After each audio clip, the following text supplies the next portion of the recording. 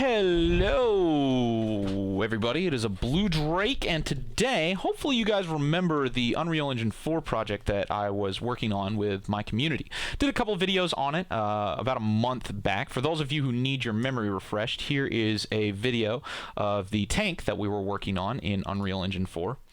Here it is moving around. You can see all the suspension working and all of that stuff. Let me get to some more interesting scenes of it, like shooting and whatnot. Here is the destruction system that we were working on and showcasing.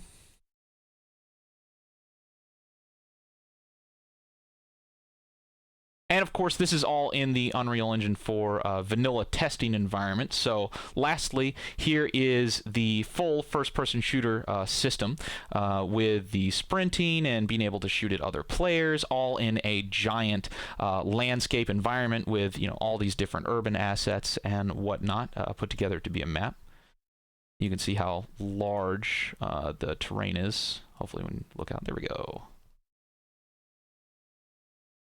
And what I'm hoping to talk about today is hopefully give you an update, not only on the work that we're doing with our Unreal Engine 4 project, but also for those of you who have been following the project who still have kind of like misconceptions on what Harsh Doorstop is, and that's the code name for this project. I'm hoping to help explain what the project is, what the end goal is, and what the work we've been doing is hopefully going to achieve. And before we continue, let me explain. This video is not really meant to go viral. It's not clickbaity. It's not supposed to get a whole bunch of attention. This video isn't even really for gamers. It's for myself and also developers in our community, and hopefully potential developers like yourself, maybe, who are interested in working on the project.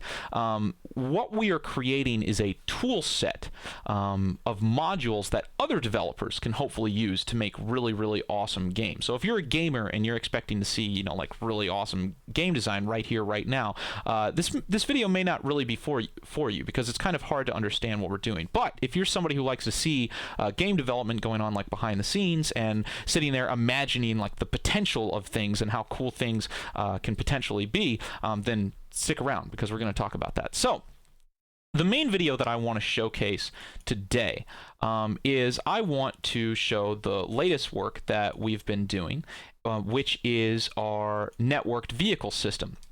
Obviously, in my previous videos, I showed that we had a network system for first-person shooting. We even had a network system for destructible environments. But the next system that we've been working on is making our vehicles network. So I'm running this on my computer. This is the Harsh Doorstop client. And today what we're going to be looking at is our prototype. Obviously, this is all work in progress, but this is going to be our prototype for the networked vehicle system. Now, this is a server that SRD Donkey is hosting. This is him over here. He is another player. Here, I'm actually going to go shoot him really quick so you can see him respawn. And what I'm going to do is I'm going to get inside of this Humvee. I'm going to drive it around, and this is all in a multiplayer server. And this is just a Humvee that we got online, obviously. This is a Humvee that is just something that you could buy yourself from an Unreal Engine 4 marketplace. But the main system that we're showing here is the multiplayer networking for the vehicle, not the vehicle itself. You can see all of the different systems working, however, the suspension and whatnot that we've added into the vehicle. And we're going to go ahead and get Donkey to get inside in a passenger seat here. And then we're going to continue driving in a circle.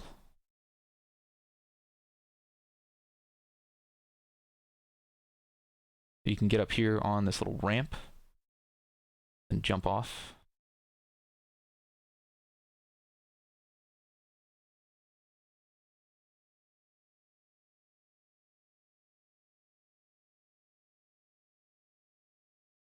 And then I'm going to get out of the vehicle. And you can see Donkey get out of the vehicle. And obviously, I mean, we haven't set all of the the weights and stuff for all the different vehicles, so I can still move the vehicle around sometimes when you get out, but that's something we could easily tweak. But this is probably one of the more important modules that we've been working on for Harsh Doorstop, and it's entirely functional. And let me tell you, hopefully now that I've shown you the system that we've been working on, let me try to explain what Harsh Doorstop is. What we've done is we have created a module. It is a vehicle networking module. So you can take any vehicle model, you can throw suspension on it, you can do whatever you need to do. You can set the amount of seats, you can set the gunner position, and you can make it a multiplayer networked vehicle for the game. And that is the root aspect of what Harsh Doorstop is going to be. It is going to be a set of modules that developers can hopefully use to make games better and faster. Because let's back up a little bit and let me explain something that's really kind of frustrating to me in game development.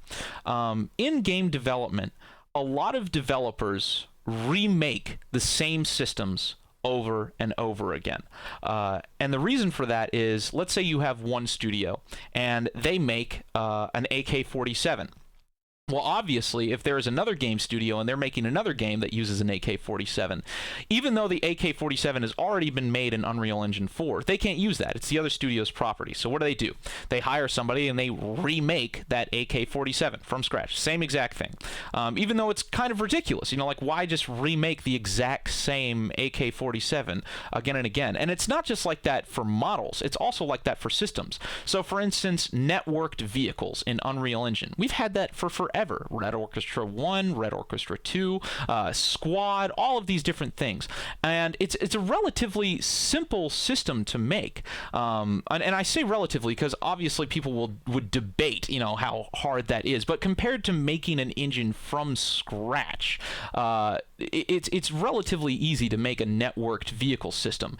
But it's never shared. This system is never shared. So you have Red Orchestra, and they'll make this networked vehicle system that other developers could use to make their game. But they can't, because it's proprietary software. They don't want to share it. So what do the other developers do? They remake the exact same system from scratch, which is kind of ridiculous in my opinion. You're literally just doing redundant work over again in order to achieve the exact same result. Why not just use the work that has already been created?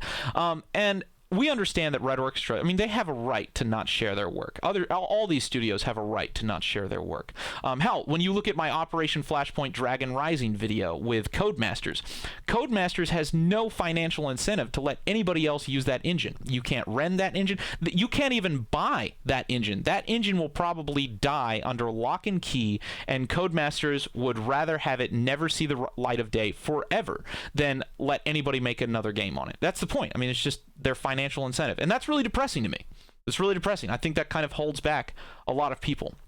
So what Harsh Doorstop is trying to be is we are trying to make the most fundamental systems that games need in order to function, and then we're going to release them for free for other developers to use in their games.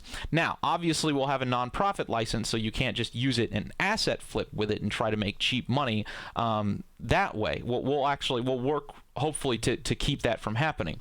But we do want to allow the tools and systems for developers to make their own games without needlessly recreating the same systems over and over again.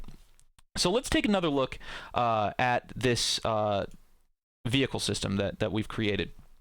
So with this module, this vehicle networking module, like I said, this Humvee, we did not make this Humvee.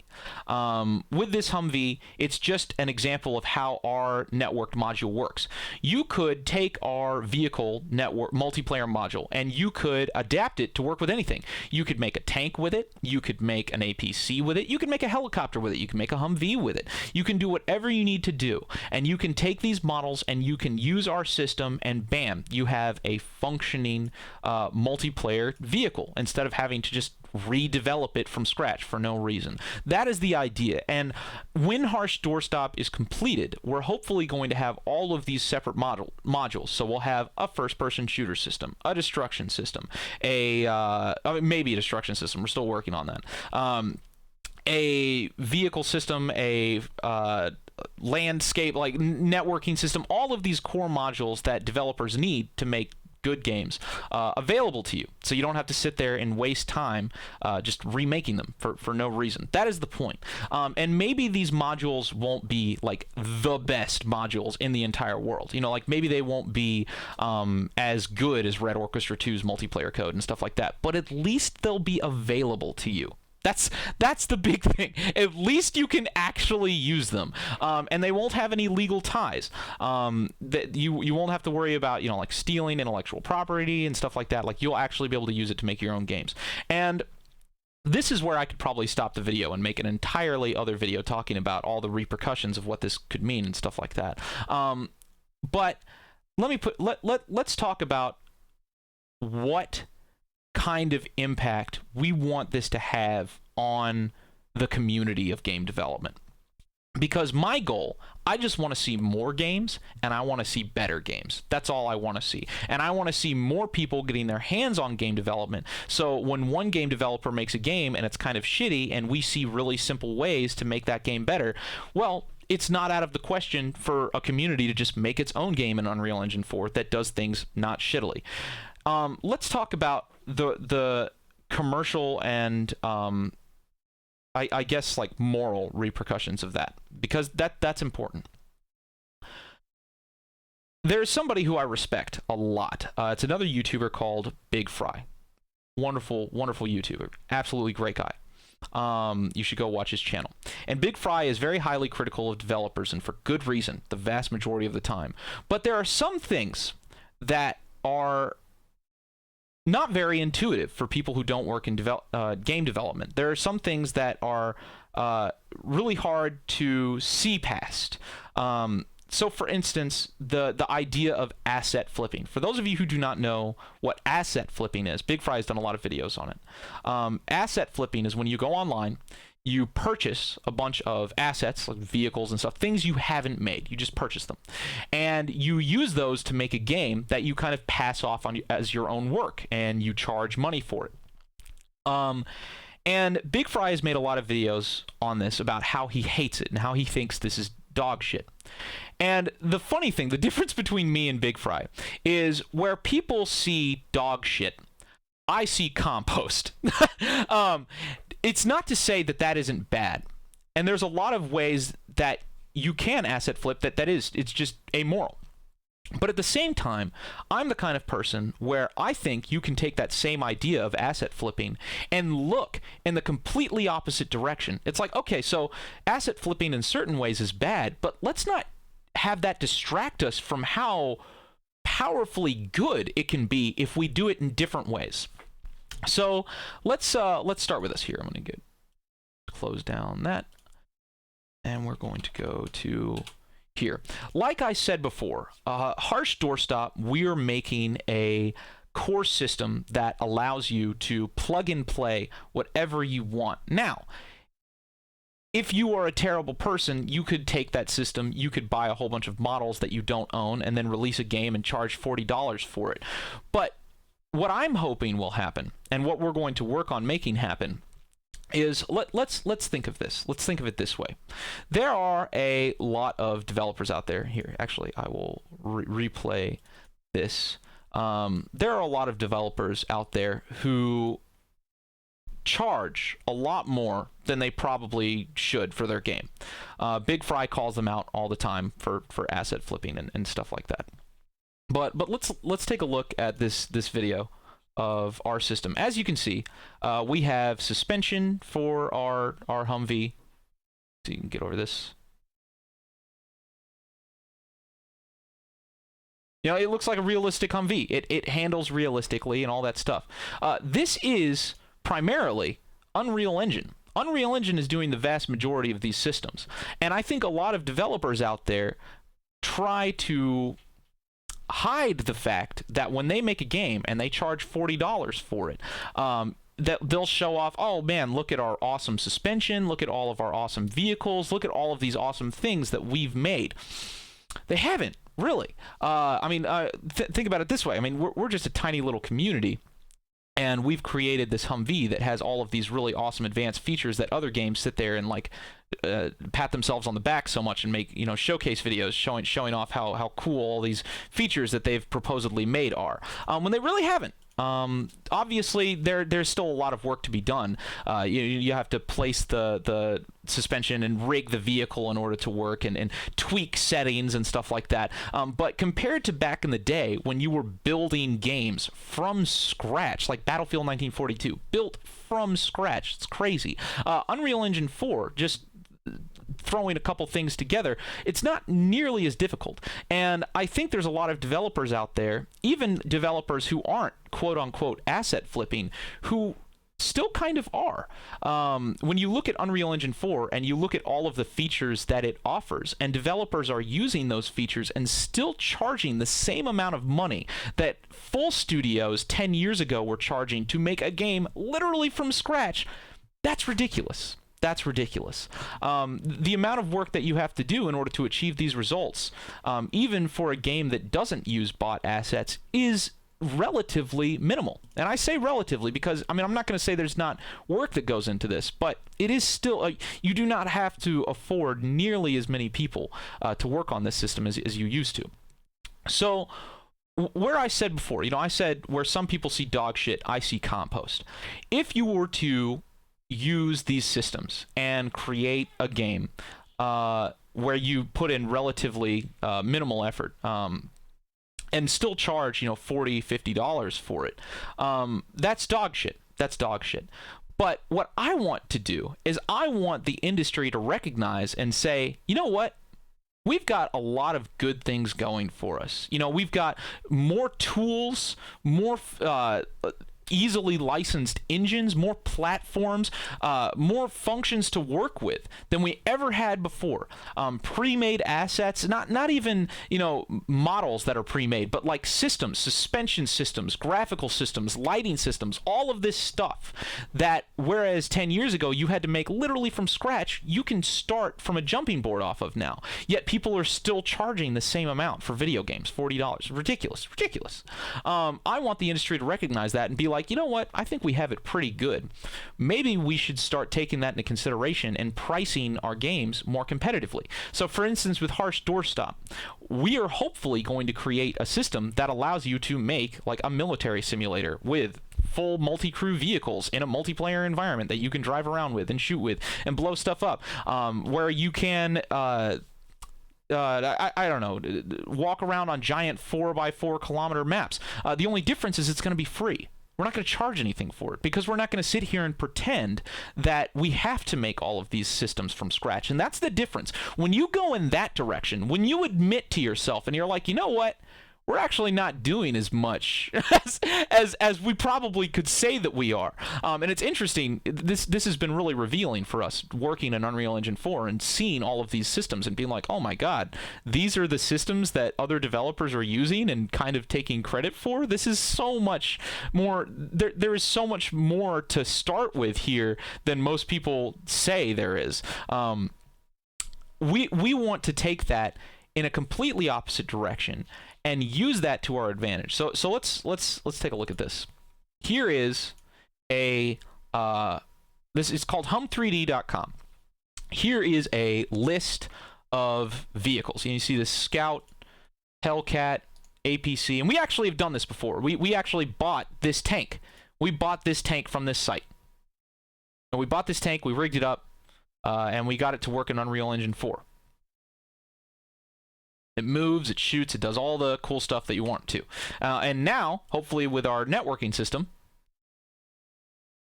we are going to be able to take all of these tanks and all of that stuff and put it into a multiplayer match. There's I hope you guys are getting excited. There's not very many steps left for this to be really game-changing.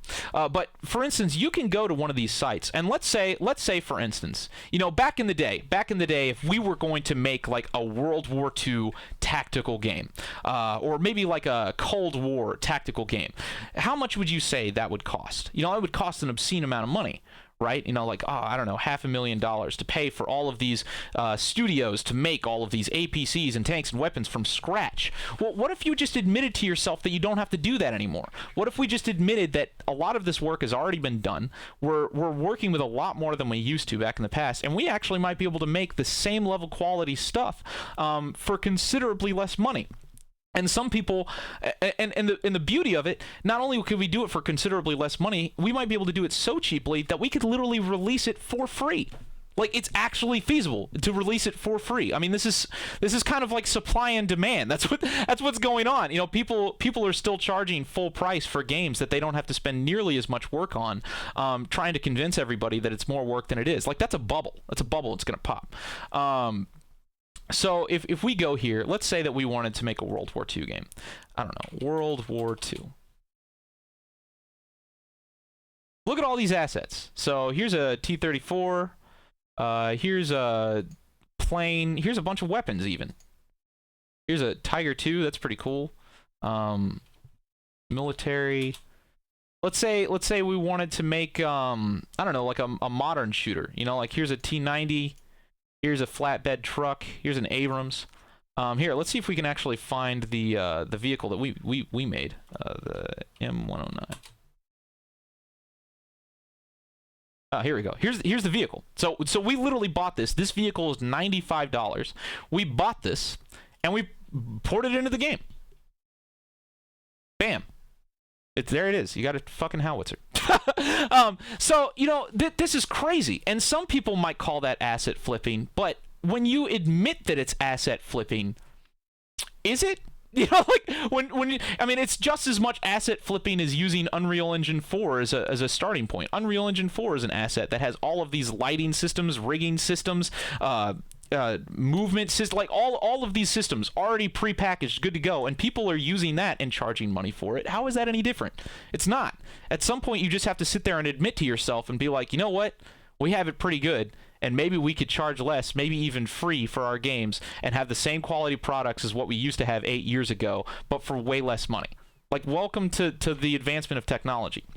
And now, if we're able to admit that to ourselves, we could literally go here and we could buy this tank for $100. We could buy this for $100. We could buy this for $100. Maybe spend let's say we spend $1,000 on assets. So we get 10 assets. You know, like a tank, an APC, a car, a plane, and like a truck. So 5 for each side.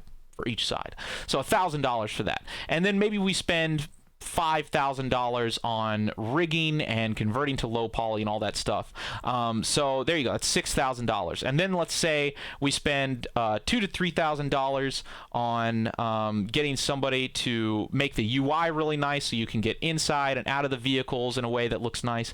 And you know, maybe have like a little 2D viewport and all that stuff, just balancing it and all that stuff. And then we spend our last, you know, $5,000 on getting somebody to rig up kind of like a landscape and capture mechanisms, or essentially doing what we've done here. Like, we've already created the first-person shooter element in this game, so you can have players walking around and shooting and whatnot. Here, let's see. In fact, we bought this entire weapons pack for $300. It was just $300, and you get like 5 weapons and stuff. And you have iron sights. Let's see if I can find myself fighting people. I did this entire live stream. There we go. There's some iron sights.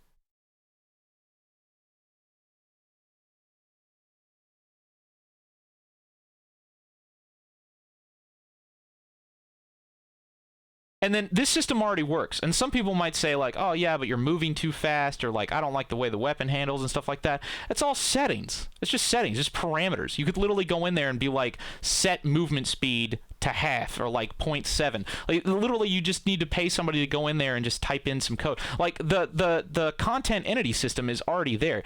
It's crazy the amount of things that you can do for very minimal amount of effort. So I feel like I've made a pretty good showcase on my channel, and we're obviously going to continue working on this. But it is pretty feasible that you could make a pretty decent military shooter for about 15 grand. That's pretty fucking reasonable. like you could raise 15 grand right now, get all of this done, and then release it for free, and then just be like, yeah, there you go, we're done. And then with that being a platform, you could make it open to the public, and other people could start developing it, just like people develop Project Reality Battlefield 2 for free, and they could do whatever they want with it. No more hard code limitations, none of that shit. You have a completely open, multiplayer, networked, Unreal Engine 4 powered military simulation shooter available for the public that has mod support and all that stuff, and you don't have to pay $40 for it. Bam, done. It's awesome. I mean, we still have a good chunk of work to do in order to show that that is possible, but we're so much fucking closer than I ever thought we would be. Like, it's totally feasible. It's totally feasible. And right now, the only thing that I need is hopefully just a few more programmers. And we can take all of these systems that we're working on, and I could buy all these models and get everything converted. And I wouldn't say it would be too far-fetched within the year that I will have a full military simulator on the scale of Squad with multiplayer support and everything available to the public for free. I mean, I'm looking at this pretty objectively, and it looks like that's pretty possible. And I know a lot of people give me shit, mainly people who are like scared of the fact that that could happen. But I mean, I'm looking at this, and it looks like that's entirely possible. Entirely possible. I mean, unless like our team has like infighting or something like that. But I mean, I've been usually pretty good at keeping that from happening, so I don't think that's going to be an issue. And as long as our community keeps coming forward, like, you guys have to understand, there might be some random person watching this video, we've had this happen so many times, who just happens to know Unreal Engine 4 really well and could come in and implement like 90% of the things that we need done to make this possible, like tomorrow. Like, it's pretty goddamn close. Like, seriously, let's go over everything again. So here is our tank that we have in Unreal Engine 4. Works. I mean, obviously we didn't make this tank from scratch, but who cares? Like, that's the point. When you sit there, like, that's what we're trying to get across to everybody. It's like, yeah, look, we also didn't make the lighting system from scratch. We also didn't make the like 3D like projection system for like that actually makes the game possible from scratch. You know, Red Orchestra 2 is using just as many assets that are pre-made from Unreal Engine 4 as anyone else. Like, using a pre-made tank in comparison to all the other things that you are already using is negligible. It doesn't even matter. It's just something that people visually attach to, and they're like, you didn't make that tank, and it's like, yeah, but nobody else made anything else either. Like, it just because you're visually attaching to that doesn't make any difference. But anyway, so let's go through this. So we've got our tank here. We didn't make the model from scratch, but it doesn't matter. We can sit here and we can buy as many models as we want. We have a fully functioning tank in multiplayer. We have a destruction system that, you know, we could implement into the game. We'll just have to see, you know, it's one of those things where it's like, would you rather have like 100 players, or would you rather have a destruction system? So that's what we're looking into right now, you know, like what the cost of that would be. We have a full multiplayer shooter system with, you know, I think we tested this with like 30 people last time. Where you can walk around on these giant matches. You have a weapon. I mean, obviously we're using stock animations here, but you know, we could buy better animations or more realistic animations and buy more realistic guns and all that stuff. We could also, I mean, develop on top of that. Like, I think we already had somebody working on like a scope attachment system and stuff like that. And finally, we have our networked vehicle system, so we can have multiple people walking around. And this is I mean, this is a Humvee that we also, just like the tank that we got from a marketplace, not the UE4 marketplace, but a marketplace online, and it's fully networked, and you can drive it around. So we're pretty goddamn close to making a fully open source first-person shooter that you can use for free. It's crazy. It's crazy. It's not that, like, it's not, I don't know. Because that's the point. I mean, the whole idea of game development is you take all of the things that already exist, you put them together, and then you fill in the cracks. That's all you do. That's all we're doing. That's all Harsh Doorstop is. All Harsh Doorstop is it's like, well, wait a second. If we already have vehicle models that we can buy, if we already have Unreal Engine that has all of these mechanics that we don't have to, that we can just license now and release for free and not even have to pay royalties, like if we already have that, if game developers already have these lighting systems, they have all of this stuff for free. If they have all of this stuff for free, then that means all we have to do is just fill in a few of the cracks, and all the cracks are like vehicle netcode, having like a decent shooter system where you can run around and sprint and shoot at each other, a true first-person animation system. All of these systems are, I mean, not to say that they're not difficult. Like, yeah, they're difficult to implement, but compared to making an entire fucking game from scratch, that is a pretty small amount of work. Like, that is pretty significantly small amounts of work. That's ridiculous. So and that was what I started. I was like, wait a second. If literally the only different, like, if the only thing in between us and having a full military simulator that is free to the public is like $5,000, I'll fucking pay that. Like, I don't give a shit. That's what I've been doing. I've been organizing a team, and I do work where I can. And obviously we have supporters, and I've been using that money to hire people to develop systems for us that we can then include on this project. And then when we have this project, we compile all of the modules together, make them open source so everybody can use it, and bam, you have a 100% free platform for you to make realistic shooters from. Bam, with vehicles and 100 players. I mean, or whatever. I mean, you can have 100 players, or you can have a destruction system, but that's up to everybody else to make the decision. I mean, you look at all of these games. You know, Project Reality had Battlefield 2. Look at how far that came. And I know Squad is trying to kind of like maneuver themselves to be like the next platform that everybody uses, but why? Like, if it's really not this much, why? Like, why not just have somebody make a free platform that's free and doesn't just funnel money into a studio that really didn't like do as much work as needed to be done? Like, I understand Battlefield 1942 being like a ridiculous amount of work and why that should be a platform. Even Battlefield 2. Battlefield 2 was like a huge platform, but like those days are over. Things have changed. Like, I think this is entirely possible. And after all of my research and all of my work over the past couple of months, I don't know, man. Just looks pretty reasonable to me. All right, that is it. Thanks so much for watching. I'll probably do some videos in the future. I want to do a video because let me just wrap this up by saying I get so frustrated. There's so many people that I see in the comments saying like, "Oh man, Blue Drake has all of these unfinished projects and stuff like that." I don't know where that is coming from because for instance, I just made this video on Harsh Doorstop 2 months ago. It's been 60 days.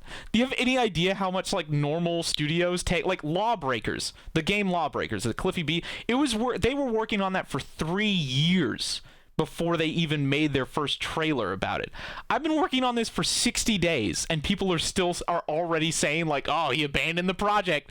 It's been 2 months, and now we have full vehicle network. Like, you're welcome. And then a whole bunch of other things. You know, like, I don't know. You have to understand that with the community that I run, you could go onto our website right now and submit an idea that you start working on, and I'll support you doing it. I don't necessarily work on everything myself personally, but at the same time, I think the community has been getting a lot of flack for no reason. So for instance, the main projects that I'm a part of is Iron Armada, Harsh Doorstop. That's my baby. And more recently, I've had to get into Project Reality Arma 3 a lot more. But projects like SWAT 4, that was SRD's project, and I supported him on it. And a lot of people have said that like the SWAT 4 project was unfinished. Like, it's not. You can go to our website and download SWAT 4 right now, and bam, you will be able to play SWAT 4 on Windows 10 and Windows 7 and join servers without having to deal with any weird fucking patches or whatever. It's all there. You're welcome. Like, that's finished as far as I'm concerned. People say that, oh man, Battlefield 1942, Project Reality 1942, like, Blue Drake just abandoned that. No, we achieved every single thing that we set out to do. You can go onto my website right now and download Project Reality 1942. It has iron sights, it has larger view distances, more realistic damage, multi-crew tanks, all in a gameplay mode that works and doesn't crash. You are welcome. Like just because I don't develop these things forever doesn't mean that somehow they've just been like dropped for eternity. Like, it's there. We accomplished it. You're welcome. You're welcome. Honestly, I can't think of a single project that our community has started that we have not released. I can't think of a single one. I really can't. Like, and it's one of those things where it's funny because that could totally happen. Like I said, on my website, you could totally come to me and submit an idea that you want to work on that would become a new project. Just kind of like Dragon Rising. I didn't initiate that. I just started playing Dragon Rising, and then one of the community members came forward and was like, yo, you know, I could do that, right? And I was like, shit, really? And he was like, yeah. And I was like, awesome, cool, I'll support you, let's work on it. And he did it. And like a day, I mean, we're still polishing it, but bam, there it is. I guess you could say that somebody could come to me, offer something, and I'd be like, fuck yeah, let's do it, and then they wouldn't deliver. But that hasn't even happened yet. Like, not only would that not be my fault, but even if it was, it hasn't even happened yet. SWAT 4, done. Operation Fuck Off YouTube, I just released a video. Like, that's pretty much done. We have a little bit more to do, and it's done. SWAT 4, or did I already say Battlefield 1942, done. Harsh Doorstop. We've gotten really far, and it's probably going to get to the point where we wanted to achieve, which was create an open source framework that allows other developers to make games in Unreal Engine 4. That's the goal. We're probably going to achieve that. Dragon Rising, going to be done. Project Reality Community Edition, where you can have a launcher and download maps that you can play. We did like 15 events on that. They were super fun. Now, Project Reality might release its own map updater, which would make our project obsolete, but it doesn't mean that we didn't accomplish it. We made a mini-mod. It was there. Done. What else? God, I can't even think. Like, what other projects are there that we haven't finished? None. Project Reality Arma 3. We got it to the point where, like, it functions, it's playable, it's fun, it's there, it's awesome. So I don't understand where I get all this flack. Like, people literally like, Blue Drake doesn't finish anything. What are you talking about? Where are you getting your information? I don't know. I think this is just a lot of people trying to convince themselves and everybody else that our projects are like illegitimate. But I guess if you're gonna do that, you're gonna like keep doing that until we're like on Steam and a fully funded studio that's like a business and functioning. And at that point, you're still gonna be saying it, be like, Blue Drake doesn't finish anything. I know he has like a full-blown studio and a company, and he's released like 15 projects that have all made pretty significant impacts on the community, but he doesn't finish anything. Like, if you're just going to keep lying to yourself, then fuck it. Okay, that's fine. All right, that's it. Total rant over. Hope you enjoyed this update. I am actually really interested in continue this project. If you are a Unreal Engine 4 developer and you want to get in touch with me, go to my website. Here, you know what? Let's just do this now. Go to bluedrake42.com. On the homepage, you'll see Harsh Doorstop. You can go to the forums. You can go to the Discord. Obviously, we have a new forum, so a lot of our old forums are kind of... we haven't converted our new thread, so there's not much threads on here. But you can come here. You can submit your work. You can private message me. You can go to the Discord, and you can private message me there. If you are interested in contributing and being a part of this, for many people, I do have a budget to actually hire developers if your work is quality enough, and hopefully this will be a project that we can get done within the next half year to a year, and have a complete platform that people can work from. So if you want to help make that happen, you have the skill set to do so, hit me up. Besides that, I guess I will see you guys next time. All right. Love you.